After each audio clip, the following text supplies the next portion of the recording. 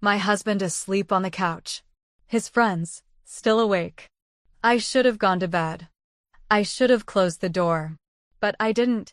And now? Now I can't hear laughter without tasting metal in my mouth. I can't sit in that living room without feeling like I'm being watched by ghosts. I flinch at silence. I tremble at memories. Because what happened that night didn't just change my life. It shattered the version of myself I thought I knew. And left me, someone else. 3 years. 3 long, heavy, aching years. And I still ask myself the same question, over and over like a prayer that never gets answered. Who was I that night? And why didn't I stop them? Maybe you've done something you can't take back either. Maybe you've crossed a line you never thought you'd even look at. Or maybe you just want to understand how it could ever happen. Either way, you're here now. And so am I. So, if you've ever carried a secret so heavy it bent your spine, if you've ever stared at your reflection and wondered how you got there, subscribe to Heartfelt Tales Unfold. This story might just whisper your name. I used to be full of life. The kind of woman who danced in the kitchen, who laughed without needing a reason. But somewhere along the way, I became background noise. A quiet hum in a house that looked perfect, but felt hollow. We live in a beautiful home. Marble countertops. Tall windows. Everything always in its place. But no one tells you how loud clean silence can be. How cold a house can feel when love doesn't live there anymore. My husband. He's present, but never really here. His eyes stay on his phone. His heart stays at work. And when he touches me, it feels like routine. Like checking something off a list. We don't fight. We don't talk much either. We just exist. Side by side, like furniture that forgot it once had a purpose. Then there were his friends. Derek was the smooth one. Charming. Funny. The kind of man who always knew what to say, especially when no one else was saying it. He always complimented my cooking. Always made sure to tell me I looked good, especially when my husband didn't notice. Malik was different. Gentle. Protective. The one who offered to help with groceries, with repairs, with anything that gave him a reason to be near. And then Jonah. Quiet. Rarely said a word. But his eyes, they saw too much. Held their gaze too long. Made me feel uncovered. They came around often. Game nights. Weekend drinks. Always loud. Always laughing. I smiled. I served. I sat with them. But I was invisible. Not to them, though. No. To them. I was something else. And maybe that's why everything unfolded the way it did. Because in that house full of glass and silence, being seen again felt like oxygen. And I had been holding my breath for far too long. It was just supposed to be a casual night. Pizza, drinks, a little music, and the usual banter. My husband invited the guys over. Derek, Malik, and Jonah. I didn't think much of it. He said it would be quick. Just some laughs. Nothing heavy. I threw on something simple. A loose dress. Nothing too tight. Nothing too revealing. Just comfortable. I didn't even wear makeup. Didn't think they'd notice. But they did. The moment I walked into the room, I felt it. Eyes that lingered a second longer than polite. The pause before one of them smiled. The shift in energy, subtle, but thick. We all sat around the living room.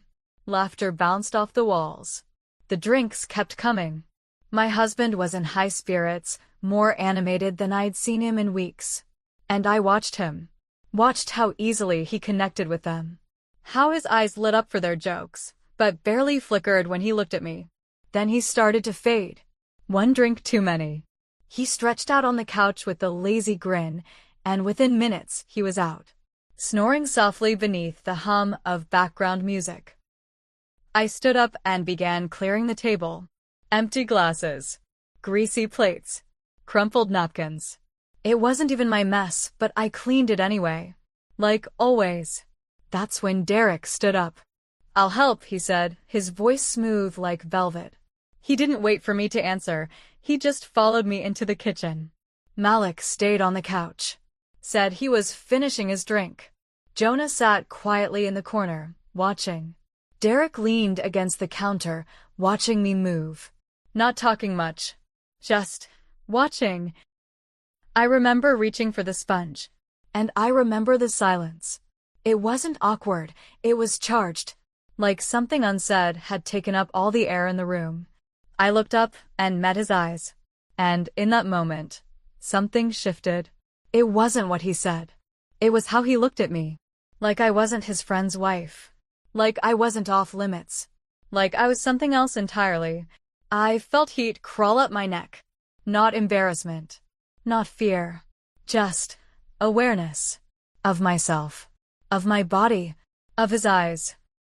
Malik came in next. Brought his glass to the sink. Said something about how good women are rare these days. And Jonah? Still silent. Still watching. I should have gone to bed. I should have left them all there. Closed the door, washed my face, and let sleep carry me far away. But I didn't. That night stayed with me. Long after they left. Long after I crawled into bed beside my husband, who never even stirred. Their laughter echoed in my head, but it wasn't the sound that haunted me. It was the feeling it left behind.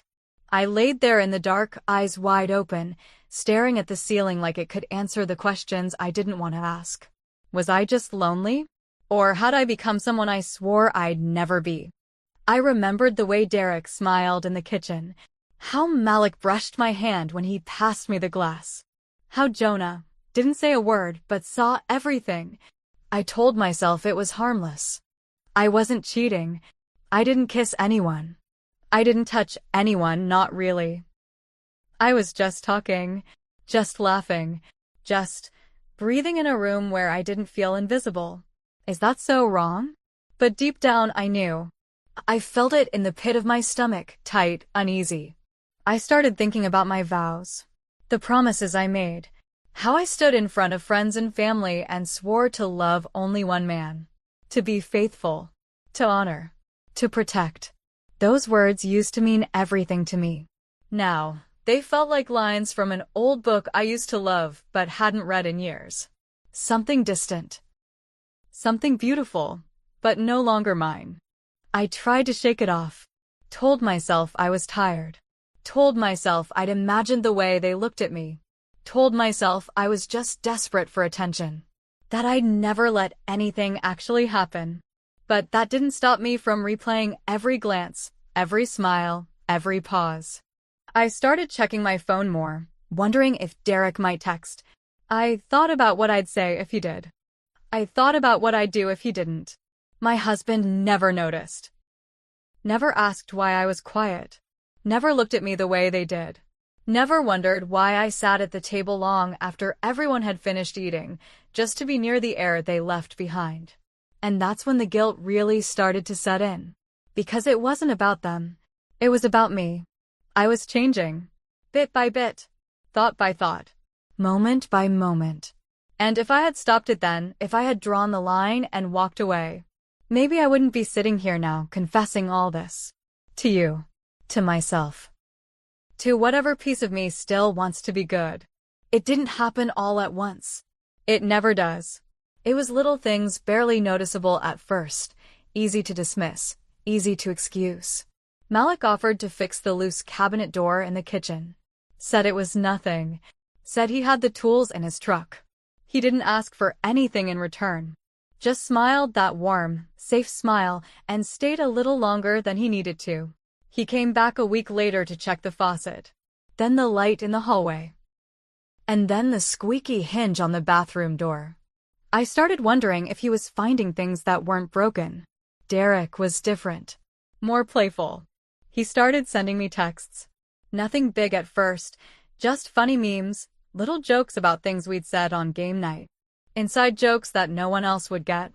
I'd laugh, and then feel the laugh stick in my throat. Because I knew what I was doing. And I kept doing it anyway. Jonah, he never said much. But I started noticing him more. He'd drop by unexpectedly. Said he was in the neighborhood. Said he thought he left something at our place. But he never seemed to look for anything. Just stood there. Quiet. Still. Watching. And I let him in. Every time. It wasn't about sex. Not yet. It was something deeper. Something slower. The way they looked at me like I mattered. Like I was more than someone's wife. We started talking more. Me and Malik. Me and Derek. Even Jonah, in his own silent way. We shared things. Little things. Secrets I hadn't even told my husband. Things I missed. Things I longed for. Things I didn't even realize I'd buried until someone finally asked. And with every word, every text, every visit, the space between just friends and something more got smaller. There's a look a man gives when he knows a line is about to be crossed. Not when he thinks, when he knows. I saw that look 3 times. 3 different faces. 3 different moments. And still, I let it all unfold. Then one night, they came together. It was a Thursday. My husband was out of town, another business trip, another hotel room, another evening where I'd sleep beside an empty pillow and pretend it didn't matter. He barely called anymore when he traveled. A quick text here and there. Landed safe. Long day, talk later. And I'd lie in bed, staring at his side of the mattress, wondering how we got so far apart while sleeping inches away. That night, I wasn't planning anything. At least, that's what I told myself. I texted Derek. Just him. Told him I made too much food. Said he could swing by, grab a plate. No big deal. He said sure. Said he'd be there in 20. Said, want me to bring the others? I should have said no. I should have said it was a quiet night. Said I wasn't feeling well. Said anything. But I said, sure. Why not? Why not? That phrase still haunts me. When the doorbell rang, my heart jumped. Not from fear, from something else. I opened the door. All 3 of them stood there. Derek, Malik, Jonah, smiling, relaxed, like nothing had changed, like everything hadn't already begun to shift beneath our feet. I should have shut the door, but I didn't. The night felt warm, too warm. The room too full. The air thick with something unspoken. We sat. We drank. We laughed. But it wasn't the same. The space between glances had changed. The words carried more weight. The silence in between said too much. Derek sat closer than he needed to. Malik brushed my knee with his hand, pretended it was an accident. Jonah barely looked away. There was a moment, one small moment, where I could have stopped it. Could have stood up. Could have said, you should all go. Could have remembered the woman I used to be. But I didn't. I let it happen. And I'm not proud of what came next. I won't tell you every detail. That part doesn't matter as much as you think. What matters is the feeling. The unraveling. The way my heart raced. Not from fear, but from a hunger I hadn't felt in years. I felt seen. Touched. Wanted. I felt alive. And then came the guilt. It didn't wait until morning. It came crashing in the second the room went quiet. We crossed every line. Every vow. Every silent promise we thought still meant something. And in the silence that followed, I heard my heart breaking. Then my phone lit up. It was my husband. Calling. The next morning felt like waking up underwater. Everything was slow. Muffled. Too still. I moved through the house like I didn't belong in it anymore. Like every wall had seen something it wasn't supposed to. Like the floorboards were whispering under my feet. No one said much. Derek left first, said he had errands. Didn't meet my eyes.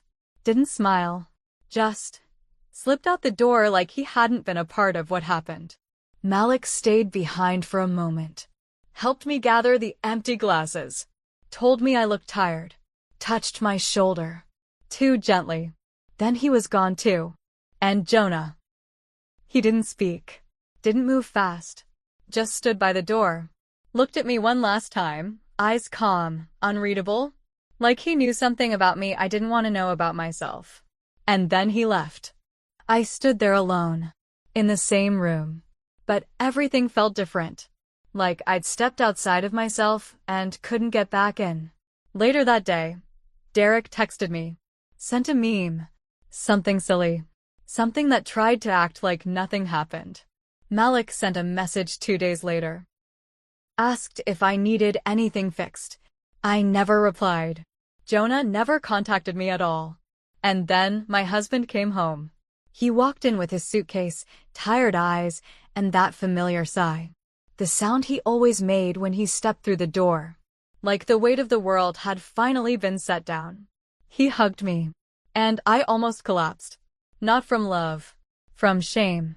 His arms felt foreign. His smell turned my stomach. Not because of him, but because of what I'd done. I nodded through his stories.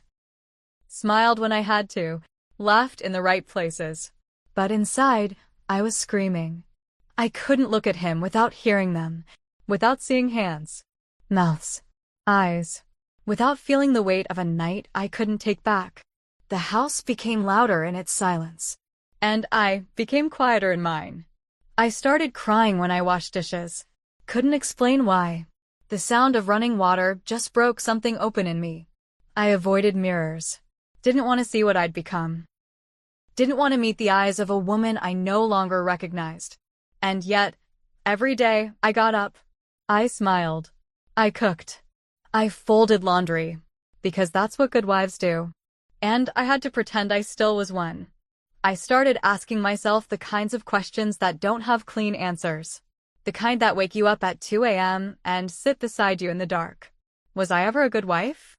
Or just a woman waiting to be noticed? I used to think love was about loyalty. About showing up. Cooking the meals. Keeping the house. Wearing the ring. But now I wonder if it was always something else. If deep down I was just hoping to be seen. Not as someone's wife. Not as someone's duty. But as me. And maybe that's where it all started.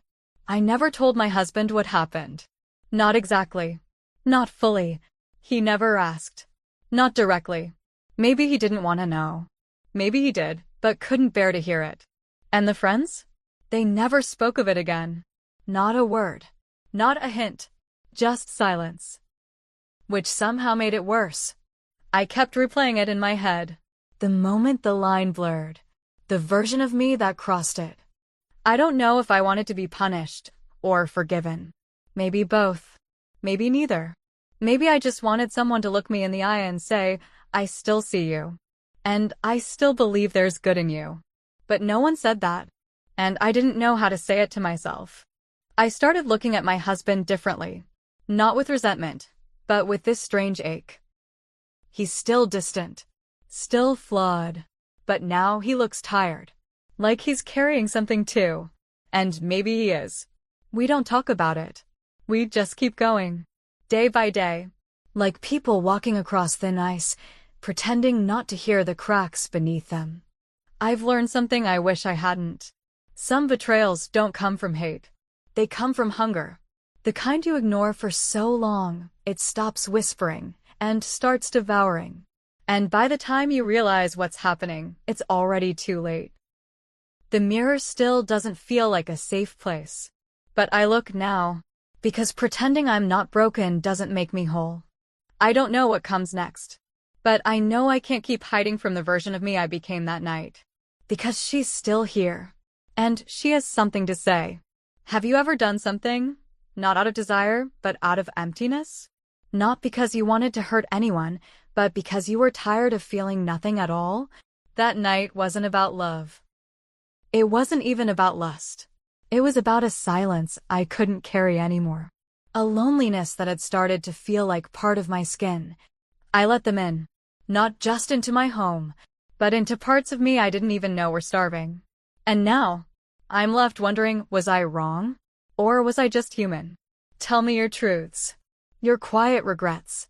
Your moments of stillness where you felt the urge to cross a line, just to remember you still existed on the other side. I'll read every word. No judgment. Just honesty. Drop your thoughts in the comments. Like this story if it touched something you've buried. And subscribe to Heartfelt Tales Unfold, where silence turns into stories too heavy to carry alone. Tap the bell, because the next story might feel too familiar. Some doors should never be opened. Not because of what's behind them, but because of what they unlock inside of us. There are nights that never really end. They just shift shape. They become guilt. They become memory. They become silence. And sometimes, the deepest betrayal isn't what you did to someone else. It's what you did to yourself when no one was watching. Because you stopped being who you thought you were and became someone else just to feel alive again.